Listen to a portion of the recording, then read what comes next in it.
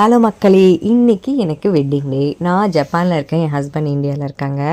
நம்ம ஒன்றா இருக்கும்போது பார்த்திங்கனாக்கா எப்போயுமே அந்த காலையில் எழுந்திரிப்போம், சமைப்போம், பசங்களை ஸ்கூலுக்கு கிளப்பணும், நம்ம சாப்பிட்டு நம்ம கிளம்பி ஆஃபீஸ்க்கு போகணும். ஸோ லைஃப் ரொம்ப பிஸியாக போயிடும், நம்மளுக்கு யோசிக்கிறதுக்கே டைமும் இருக்காது.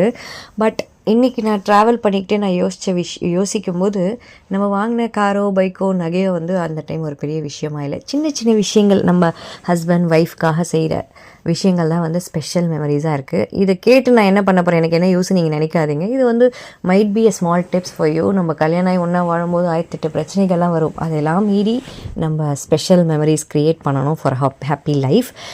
இது உங்களுக்கு ஒரு குட்டி ஐடியாவாக கூட இருக்கலாம். ஹஸ்பண்டுங்களுக்கு நான் சொல்ல ஒரே விஷயம், ஃபஸ்ட்டு உங்கள் ஒய்ஃபோடைய உங்கள் பர்த்டேவையும் உங்கள் வெட்டிங் டேயும் மறக்காதீங்க. என் ஹஸ்பண்ட் இதுவரை ஒரு வருஷம் கூட மறந்ததே கிடையாது.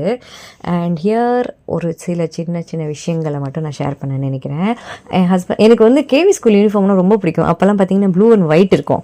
அது எனக்காகவே மெட்டீரியல் வாங்கி ஸ்டிச் பண்ணி எனக்கு ஒரு வருஷம் கிஃப்ட் கொடுத்துருந்தாங்க. 2019 or 20 நினைக்கிறேன். என்னுடைய எல்லா ஃபோட்டோஸையுமே செலக்ட் பண்ணி அதை பிரிண்ட் பண்ணி ஹால் ரூம் ஃபுல்லாக டெக்கரேட் பண்ணி எனக்காக அது பர்த்டே அந்த வருஷம் செலிப்ரேட் பண்ணது. அப்புறமேட்டு கல்யாணத்துக்கு முன்னாடி பார்த்திங்கன்னா உங்களுக்கு வண்டி ஓட்ட தெரியாது, ஏன் நீங்கள் வண்டி ஓட்ட கற்றுக்க வேண்டியதானே அப்படின்னு சொல்லியிருந்தா, இல்லை இப்போயே நான் ஓட்ட கற்றுக்கிட்டேன்னா ஃப்ரெண்ட்ஸ் எல்லாம் நான் டபுள்ஸ் அடிக்க வேண்டியது இருக்கும், ஸோ வெயிட் அண்ட் வாட்ச் அப்படின்னாரு.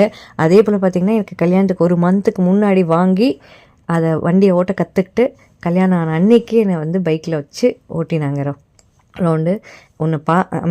நாங்கள் ஒன்று மீட் பண்ணிட்ட பிறகு நான் ரொம்ப ஆசைப்பட்ட மொமெண்ட் இது அப்படின்னு சொல்லிட்டு இருந்தாங்க. ஸோ அந்த ride it's really a special moment.